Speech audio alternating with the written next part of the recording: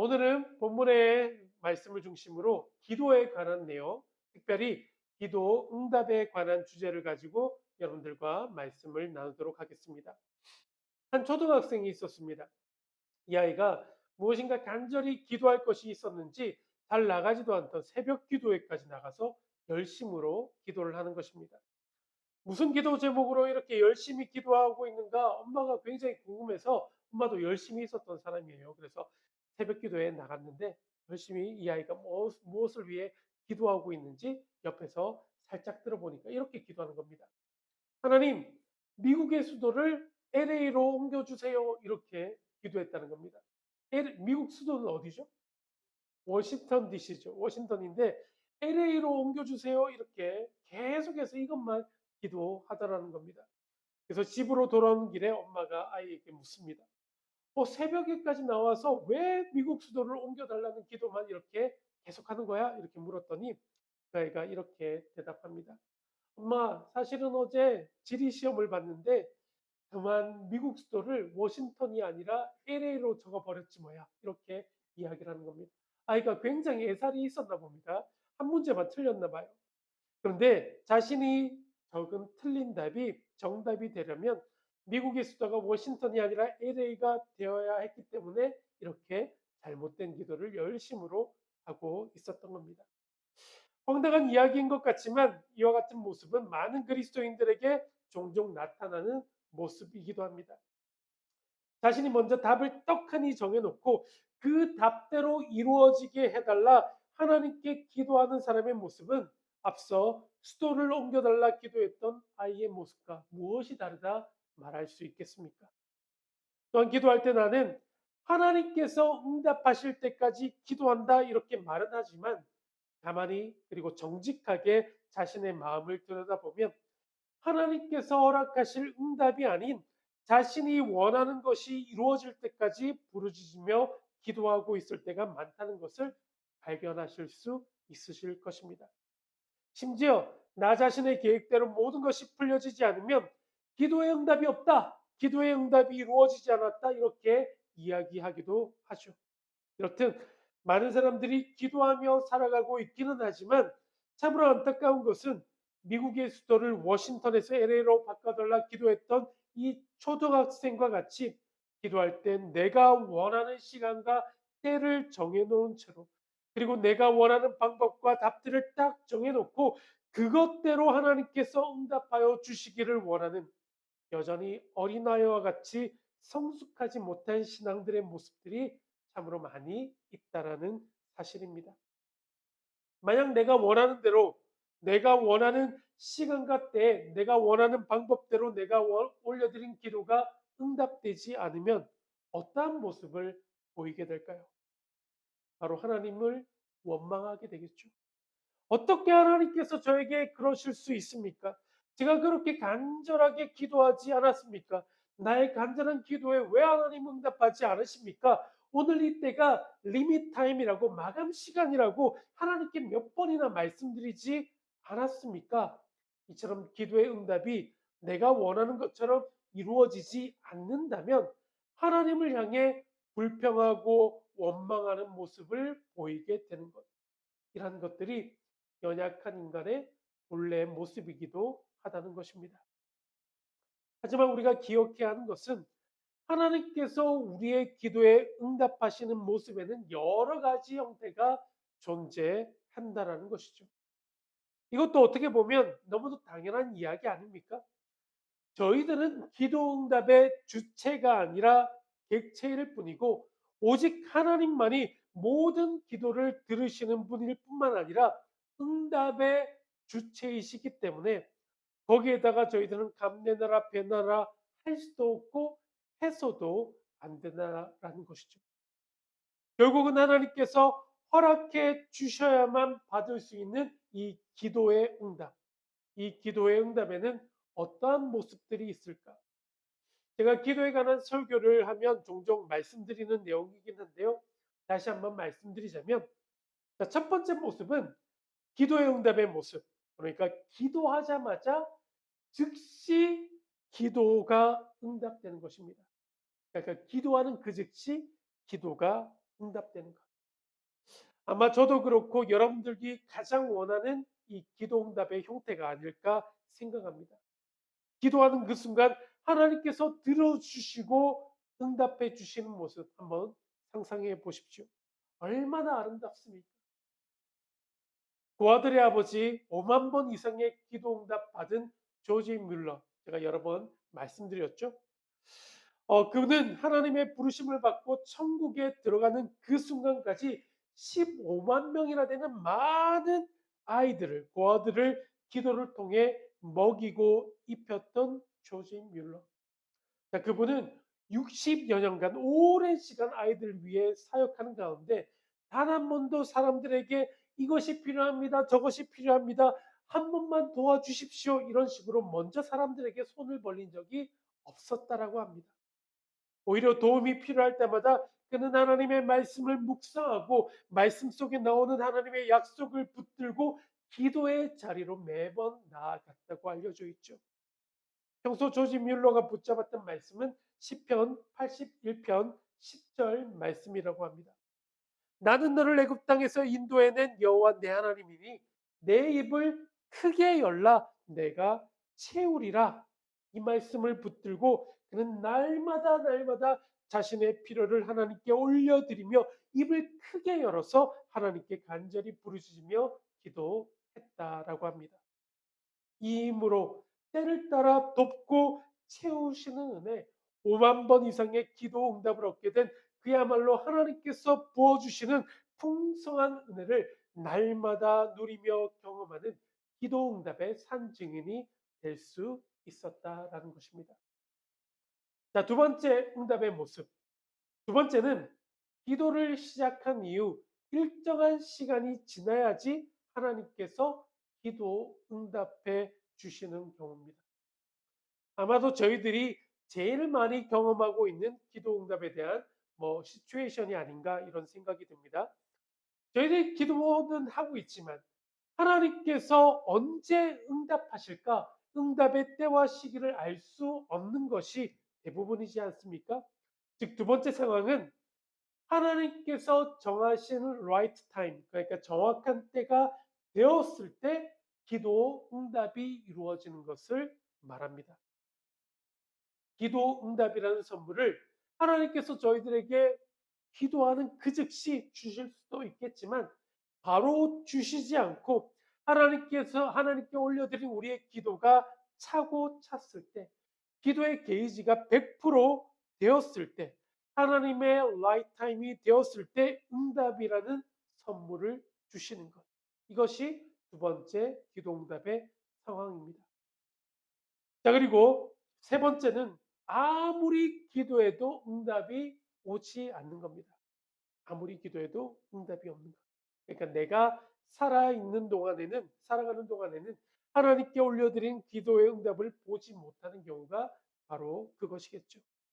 자, 그렇지만 우리가 알아야 하는 것은 우리들이 올려드렸던 기도가 응답받았던 것 역시 기도의 응답이요.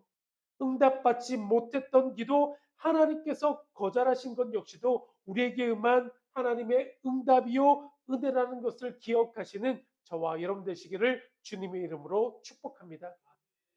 하나님께서 거절하신 것 역시 하나님의 은혜. 이것이 하나님의 뜻이 아니다라는 하나님의 응답이라는 것이죠. 바로 이러한 것들이 다 하나님께서 저희들에게 허락하여 주실 기도 응답의 여러 가지 모습이라고 할 수 있습니다. 이처럼 기도 응답이라는 것이 나의 뜻과 계획과 시간표 안에 있는 것이 아니라 온전히 하나님의 뜻과 계획과 시간 안에 있는 것임을 깨닫게 된다면 자신을 비워내는 것에 기도 응답의 비결이 있음 역시도 깨닫게 될 것입니다. 자신의 것들을 철저하게 비워내는 것만큼 하나님의 뜻이 더욱더 분명해지고 하나님의 뜻이 분명해지는 만큼 응답의 확신 역시 분명해지게 되는 것입니다. 이것은 기도에만 적용되는 것은 아닙니다. 우리의 삶의 모든 영역에서 자신을 비워내는 것이 너무도 중요합니다. 내 속에 있는 욕망과 야망을 비워내야지 그제서야 하나님의 뜻과 비전이 보이게 됩니다. 내 생각을 비워내야지 그제서야 하나님의 뜻과 비전이 보이게 되고 하나님의 지혜가 깨달아집니다. 나 자신이 추구했던 세상적인 부와 명예 같은 세속적인 성공주의를 비워내야 하나님 보시기에 진정한 성공자가 될 수 있다는 것을 기억하셨으면 좋겠습니다. 자, 이제 오늘 본문에서 부르짖는 기도에 응답받았던 여호사밧과 그와는 상대적으로 비교될 수밖에 없는 인물, 화살에 맞아 죽고만 이 두 사람의 이야기가 오늘 본문에 등장하고 있는데요. 오늘은 두 인물을 비교해서 살펴보면서 하나님께 기도 응답 받기 위해서 우리들은 어떠한 것들을 우리 안에 가득 채워 넣어야만 하는가, 이와 같은 내용들에 대해서 함께 살펴보도록 하겠습니다. 자, 먼저 아합이라는 사람 먼저 살펴봅니다. 본문 28절과 29절을 보시게 되면 여호사밧과 함께 전쟁터로 나아간 아합이 한 가지 아이디어를 내는 것을 보시게 될 것입니다. 29절을 보시게 되면 28절과 29절, 28절 이스라엘 왕과 유다 왕 여호사밧이 길랏 라못으로 올라갑니다. 29절 이스라엘 왕이 여호사밧에게 이르되 나는 변장하고 전쟁터로 들어가려 하노니 당신은 왕복을 입으소서 하고 이스라엘 왕이 변장하고 둘이 전쟁터로 들어가니라. 자, 이스라엘 왕이 아합이라는 사람입니다. 자, 그런데 이 당시 싸움이라는 것, 상대편의 대장, 그러니까 왕을 죽이면 그 싸움은 쉽사리 끝이 나게 됩니다. 그래서 전쟁이 벌어지게 되면 가장 먼저 살펴보게 되는 것이 대장은 어디쯤에 위치해 있는가, 왕은 어디에 있는가, 바로 이것입니다. 그래서 왕을 죽이기 위해서 가장 용맹한 돌격대를 만들어서 공격을 하기도 하는 것이죠. 그런데 지금 아합은 어떠한 아이디어를 내고 있습니까? 아합은 어떠한 아이디어를 내고 있습니까? 그러니까 자기가 입고 있던 왕의 옷을 벗어버리고 일반 병사들이 입는 옷을 입고 전쟁터로 나가려 합니다. 그리고 여호사밧에게는 이렇게 이야기하죠. 이 전쟁에서는 당신이 대장입니다. 그러니까 당신이 왕의 옷을 입는 것이 좋겠습니다. 이런 아이디어를 내게 되었던 것입니다. 아무것도 모르는 여호사밧은 자기가 대장이라는 말에 너무도 신이 나서 왕의 옷을 입고 전쟁터로 나가게 됩니다. 자, 그런데 여기까지만 보게 되면 아합은 인간적인 관점에서 보자면 상당히 머리가 좋은 사람처럼 보입니다. 여호사밧이 혼자서 왕의 옷을 입고 전쟁터에 나가 있으니 여호사밧이 적의 집중 공격을 받게 될 것이고 자신은 일반 군사들이 입는 옷을 입고 있으니 상대적으로 여호사밧보다 더 안전할 것이라는 계산을 하였던 것이죠. 자, 그러면 이 전쟁에서 이 같은 아이디어를 낸 아합이 죽을 확률은 얼마 정도 되리라 생각하십니까? 당시의 기록을 살펴보면 아합의 군대가 병거 2천에 보병이 1만 명이었다 알려져 있습니다. 여기다가 여호사밧의 군사가 비슷한 숫자로 이 전쟁에 참여했다고 하니까 보병의 숫자만 해도 약 2만 명 정도가 될 것입니다. 아합이 이들 사이, 그러니까 2만 명의 보병 사이에 숨어 있게 된다면 단순히 숫자적으로 계산했을 때 죽을 확률은 여호사밧보다 훨씬 더 떨어지게 되겠죠. 자, 그런데 보면 33절 말씀도 계속해서 봅니다. 한 사람이 무심코 활을 당겨 이스라엘 왕의 갑옷 솔기를 쏜지라. 왕이 그의 병거 모는 사람에게 이르되 내가 부상하였으니 내 손을 돌려 나를 진중에서 나가게 하라 하였으나 상대편의 한 사람이 무심코 쏜 화살이 갑옷 솔기에 정확하게 맞았다고 합니다. 계속해서 34절 말씀을 보시게 되면 이날의 전쟁이 맹렬하였으므로 이스라엘 왕이 병거에서 겨우 지탱하며 저녁 때까지 아람 사람을 막다가 해가 질 즈음에 죽었다. 그리고 이것으로 인해 죽음에 이르게 되었다 기록하고 있음을 보게 됩니다. 자, 보병 사이에 숨어 있었으니 왕과 같이 적에게 완전히 노출되어 있는 것도 아니니까 죽을 확률 역시 굉장히 떨어진다 말씀드렸는데 이번에는 무심코 쏜 화살이 갑옷 솔기에 맞을 확률은 어느 정도 되겠습니까? 갑옷 솔기는 이음새라고 보시면 될 텐데요. 이 당시 갑옷은 금속 하나로 이렇게 만드는 것이 아니라 여러 가지 작은 금속들을 이어 붙여서 만들었다고 합니다. 하나의 금속이 아니라 여러 금속을 붙여서 만든 것이다 보니까요. 조그만 틈이 필연적으로 생길 수밖에 없을 텐데요. 한 사람이 우연히 쏜 화살이 금속과 금속 사이의 조그만 틈 사이, 여기에 화살이 정확하게 맞을 확률은 어느 정도 될 것이며, 그리고 이 때문에 죽을 확률은 얼마나 되겠습니까? 아마도 거의 없는 수준이다. 보병 사이에 숨어 있으며 죽을 확률보다 훨씬 더 적은 확률이다. 이렇게 말씀드릴 수 있을 것 같습니다. 하지만 이름도 모를 한 사람이 우연히 쏜 화살이 병사들 사이를 뚫고 날아가서 정확하게 아합의 갑옷 솔기에 맞게 됩니다. 화살을 맞아 부상을 입은 아합은 도망치려 했지만 밀려드는 적군 때문에 도망을 하지 못하다가 열왕기상 22장 35절 말씀을 보시게 되면 이날의 전쟁이 맹렬하였으므로 왕이 병거 가운데 붙들려 서서 아람 사람을 막다가 저녁에 이르러 죽었는데 상처에 피가 흘려 병거 바닥에 고였다. 피를 많이 흘려 죽고 말았다 기록하고 있는데요. 이 모든 일들의 과정과 결과를 보시게 된다면 이 모든 일들은 하나님께서 하신 일이다. 이렇게 말할 수밖에 없을 것입니다. 참고로 한 가지 더 말씀드리자면 역대하 18장 19절에서 하나님께서 이미 아합을 길르앗 라못에서 죽이기로 작정하셨다. 이렇게 기록되어 있기도 합니다. 그럼 하나님께서 작정하신 일은 아무도 막을 수 없습니다. 하나님께서 작정하신 일은 그대로 이루어지게 됩니다.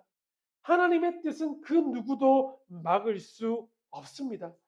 인간적인 관점에서 볼 때에는 그저 그 모든 것이 우연일 수 있겠지만 하나님의 관점에서는 그 모든 것이 필연입니다. 하나님께서 허락하시지 않은 일은 사람들이 아무리 수고하고 애쓰고 힘써본들 헛수고일 뿐입니다. 하나님의 말씀을 듣지 않고 또한 하나님의 말씀을 따르려 하지 않고 내 멋대로 내 고집대로 살고자 하는 것은 불을 보고 달려드는 불나방과도 같은 모습, 즉 죽으려고 작정한 모습일 뿐입니다. 인간이 아무리 지혜를 다 짜내고 있는 힘을 다해 막아보려고 하지만 하나님의 뜻과 계획 앞에서는 아무런 소용이 없다는 것을 우리 모두는 깨달아야 한다는 것이죠. 자, 그렇다면 오늘 말씀의 주제라고 할 수 있는 기도 응답의 은혜를 누리기 위해 어떠한 것들을 우리 안에 가득 채워 넣어야 하는가? 자, 그 첫 번째입니다. 그 첫 번째, 하나님은 불가능이 없으신 분이시다. 하나님의 능력에 대한 믿음을 우리 안에 가득 채워 넣어야만 합니다. 하나님의 능력에 대한 믿음을 우리 안에 가득 채워놓고 기도함으로 나아간다면 기도 응답의 은혜를 우리 모두도 누리며 살아가게 될 줄로 믿습니다.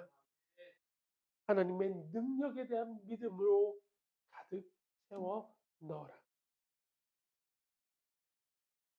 앞서도 잠깐 말씀드렸지만 인간적인 관점에서 볼 때 아합은 지혜가 있는 사람이었을지 모르겠습니다. 그러나 하나님 보실 때에는 그저 연약하디 연약한 한 사람의 인간에 불과했던 아합이었기 때문에 하나님의 뜻 앞에서는 어찌할 도리가 없었습니다.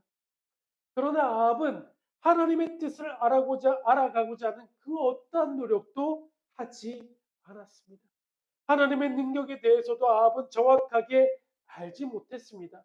오히려 아합은 이 전쟁에 나가면 반드시 죽으리라 이렇게 예언하는 미가야 선지자의 말을 듣지 않았을 뿐만 아니라 그를 감옥에 가두고 전쟁터에 나아갔고 이 때문에 결국은 죽고 말았던 것이죠. 이것이 아합이라는 사람이었고 그의 삶의 비참한 결말이었습니다. 우리는 아합의 비참한 결말을 보며 하나님은 어떠한 분이신지를 제대로 알아가기를 소원해야만 합니다. 하나님은 어떠한 분이십니까? 하나님은 능력의 하나님이십니다. 불가능이 없으신 분이십니다. 능력의 하나님, 불가능이 없으신 하나님에 대한 믿음을 우리 안에 가득 체험으로 살아가며 기도하며 살아가는 저와 여러분 되시기를 주님의 이름으로 축복합니다. 하나님에 대한 능력을 우리 안에 가득 채워 넣어라. 하나님에 대한 믿음을 가득 채워 넣으며 살아가라. 자, 이번에는 아합과 다른 여호사밧이라는 사람을 살펴보겠습니다. 아합과는 달리 왜 여호사밧은 기도 응답을 받는 사람이 될 수 있었을까? 아람과의 전쟁이 이렇게 시작되었습니다. 전쟁이 시작되자 예상대로 아람 군대는 왕의 옷을 입고 있었던 이 여호사밧을 향해 총공격을 가해 오게 됩니다. 31절 말씀을 보시게 되면 병거의 지휘관들이 여호사밧을 보고 이르되 이가 이스라엘의 왕이라고 돌아서서 그와 싸우려 한즉 여호사밧이 소리를 지르며 여호와께서 그를 도우시며 하나님이 그들을 감동시키사 그를 떠나가게 하시니라. 말이 끄는 마차를 타고 싸우는 이들, 병거에 탄 지휘관들과 그들이 이끄는 수많은 군사들이 여호사밧을 향해 맹렬하게 달려오고 있습니다. 자, 이와 같은 절체절명의 위기의 순간 여호사밧은 어떠한 일을 하고 있습니까? 여호사밧 31절 후반부를 보시게 되면 여호사밧이 소리를 지르며 여호와께서 그를 도우시며 하나님이 그들을 감동시키사 그를 떠나가게 하시니라. 여호사밧이 소리를 지르고 있다 이야기합니다. 어떠한 소리를 질렀을까? 이런 절체절명의 상황에서 여호사밧이 할 수 있는 일은 과연 무엇이었을까 곰곰이 생각해 보았을 때 저 같은 경우 단 한마디밖에 생각이 나지 않을 것 같습니다. 하나님 도와주십시오. 하나님 제발 살려주십시오. 이렇게 소리 지르듯이 기도하지 않았겠습니까? 이렇듯 정죄되지 않은 여호사밧의 기도였다 할지라도 마치 비명과도 같았을 기도였을지라도 하나님께서 그 기도 들어주심으로 도움을 베푸셨던 것이 은혜 중에 은혜입니다. 여호사밧이 소리를 지르며 여호와께서 그를 도우시며 하나님이 그들을 감동시켜서 그들을 떠나가게 하신지라. 하나님께서 도와 주셨습니다. 하나님께서 아람 군대를 물리쳐 주셨습니다. 하나님 도와주십시오. 하나님 살려주십시오. 이 짧은 외마디 기도를 들으시고 하나님께서 여호사밧을 도우시며 보호해 주셨던 것입니다. 한마디로 기도 응답을 여호사밧은 받게 된 것입니다. 자, 그렇다면 하나님께서 이 여호사밧의 기도에 응답하신 이유가 있다면 무엇일까요? 자, 몇 가지 이유를 말씀을 통해 살펴볼 수 있을 텐데요. 먼저로 여호사밧은 하나님 중심으로 살았던 사람이었기 때문입니다. 자, 하나님께 기도 응답 받기 위해 우리들은 무엇을 비워내고 어떠한 것들을 우리 안에 가득 채워 넣어야 하는가? 그 두 번째입니다. 우리 안에 하나님 중심으로 살고자 하는 마음으로 가득 채워져 있을 때 우리가 올려드린 기도 하나님께서 들으시고 응답의 은혜 베풀어 주시는 것입니다. 하나님 중심으로 살고자 하는 마음을 우리 안에 가득 채워 넣어야 우리는 기도 응답의 은혜 역시 누릴 수가 있게 되는 것입니다. 여호사밧이라는 인물이 어떠한 인물이었는가? 말씀을 통해 몇 가지만 살펴보자면 역대하 17장 4절 말씀을 보시게 되면 오직 그의 아버지의 하나님께 구하며 그의 계명을 행하고 이스라엘의 행위를 따르지 아니하였습니다. 이 말씀은 모든 사람들이 바알이라는 우상을 숭배할 때에도 여호사밧은 우상을 숭배하지 섬기지 아니하고 오직 하나님을 구하며 하나님께만 기도함으로 살아갔던 것을 말씀은 잘 기록해 주고 있고요. 그리고 17장 6절을 보시게 되면 그가 전심으로 여호와의 길을 걸어 산당들과 아세라 목성들도 유다에서 제거하였다. 마음을 다하여 여호와의 길을 걷고 또 걸었다. 하나님의 말씀대로 살기를 힘쓰는 삶을 살았다. 이렇게 말씀은 기록하고 있음을 보게 됩니다. 또 19장 3절을 보시게 되면 마음을 기울여 하나님을 찾음이니이다 하였다. 마음을 기울여 하나님을 찾음. 이처럼 그의 마음은 오직 하나님께로만 향해 있었던 사람이었습니다. 이렇듯 여호사밧은 하나님 중심으로 살아갔던 사람이었다는 것을 알 수 있다는 것이죠. 여호사밧의 마음 가운데에는 하나님으로 가득했고 하나님 중심으로 살고자 하는 마음을 가지고 살아가니 당연히 하나님께서 그가 위기에 처해 있을 때 그의 외마디 기도를 할지라도 외면하지 아니하시고 응답이라는 선물을 부어 주셨던 것입니다.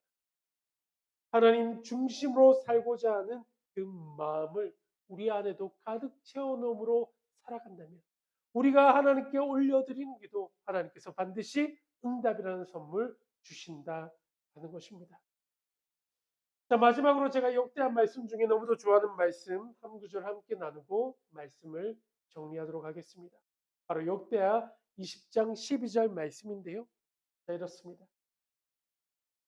모압과 암몬이라는 나라가 연합군을 편성해서 유다를 침공하러 왔을 때인데요. 너무도 막강한 군사력 앞에서 온 백성이 어찌할 바를 모르고 떨고 있을 때입니다. 그때 여호사밧은 이러한 기도를 하나님께 올려드립니다. 우리 하나님이여 그들을 징벌하지 아니하시나이까.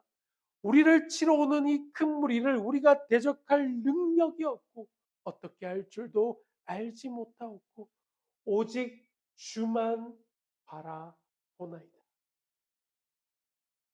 하나님께 기도 응답받기 위해서 우리들은 어떠한 것들을 우리 안에 가득 채워 넣어야만 합니다.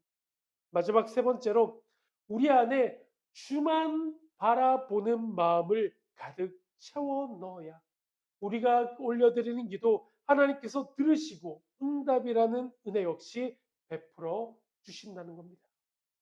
주만 바라보는 마음. 어떠한 경우에도 주만 세상의 것들을 바라보지 아니하고 오직 주님만을 바라보는 삶을 살아가게 될 때 하나님께서는 기도 응답의 은혜 역시 우리들에게 베풀어 주신다는 것입니다. 오직 주만 바라보나이다. 오직 주만 바라보는 믿음이 이 여호사밧에게는 있었습니다. 자기 자신을 의지하지 않고 자신의 지혜를 의지하지 않고 어떠한 상황 가운데에서도 오직 주만을 바라보는 믿음, 이 믿음을 하나님께서는 귀하게 여기셨던 것입니다. 이러한 믿음이 있었기에 하나님께서는 여호사밧의 부르짖는 기도에 응답이라는 은혜를 더하여 주셨던 것이죠. 이 자리에 있는 우리 모두도 오직 주만 바라보나이다. 이 같은 믿음과 신앙의 고백으로 하루하루를 살아가야 할 줄로 믿습니다. 하나님의 능력에 대한 신실한 믿음을 가지고 하나님만을 바라보며 살아가게 되기를 전 하나님의 말씀대로 살아가며 오직 하나님 중심으로 살아가는 거룩한 삶을 살아가는 모든 성도님들 되시기를 우리 주님의 이름으로 축복드립니다. 또한 이러한 삶을 살아가는 저희들의 기도 하나님께서 반드시 들어주심으로 응답의 축복을 허락하여 주실 것을 믿음으로 살아가는 사랑하는 모든 성도님들의 삶이 되시기를 우리 주님의 이름으로 간절히 축복하며 축원드립니다. 아멘. 이 시간 함께 말씀을 기억하며 함께 기도할 때 오직 주님만을 바라보는 삶을 살아가겠습니다.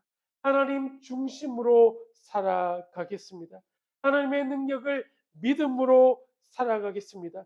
주님의 주되심을 고백하며 내가 주인 삶은 모든 것 내려놓고 주님만을 바라보며 주님만을 더욱더 사랑하겠습니다. 이 같은 고백을 담아서 내가 주인 삼은 모든 것, 이 찬양의 고백 함께 올려. 하나님, 오늘 주신 말씀을 바라봅니다. 말씀 속에 나오는 아합과 여호사밧 두 인물을 살펴보면서 우리는 어떠한 삶을 살아가야 할지 다시금 깨닫게 하시니 감사를 드립니다. 우리 모두는 아합과 같이 하나님께서 버리셨던 그 같은 사람들이 아니야. 여호사밧과 같이 기도의 응답을 우리 삶 가운데 풍성히 누리며 살아가는 사람들 되게 하여 주시옵소서. 하나님의 능력에 대한 믿음을 우리 안에 가득 채워 넘으로 살아가게 하시고 하나님 중심으로 살아가는 삶을 살아가게 하시고 오직 주만 바라보나이다. 이 여호사밧의 고백과 같이 오직 주님만 바라보는 삶을 살아가게 하셔서 우리의 삶을 통하여 기도의 응답의 은혜를 매 순간 누리며 경험하는 것 같은 사람들 모두 다 되게 하여 주시옵소서. 이제는 우리 주 예수 그리스도의 은혜와 하나님 아버지의 극진하신 사랑하심과 성령님의 감화감동 교통하심의 은혜가 우리의 삶을 살아가는 동안 하나님께서 베푸시는 기도의 응답을 매 순간순간 누리며 살아가기를 소원하며 결단하는 이 자리 모시긴 사랑하는 모든 성도님들의 삶과 삶의 자리 가운데 지금부터 영원토록 함께하여 주시기를 우리 주 예수 그리스도는 받들어 간절히 축원드리옵나이다. 아멘. 다시 한번 성경의 단비를 부소서. 마른 심령 위에 생명의 비가 내리게 하소서. 다시 한번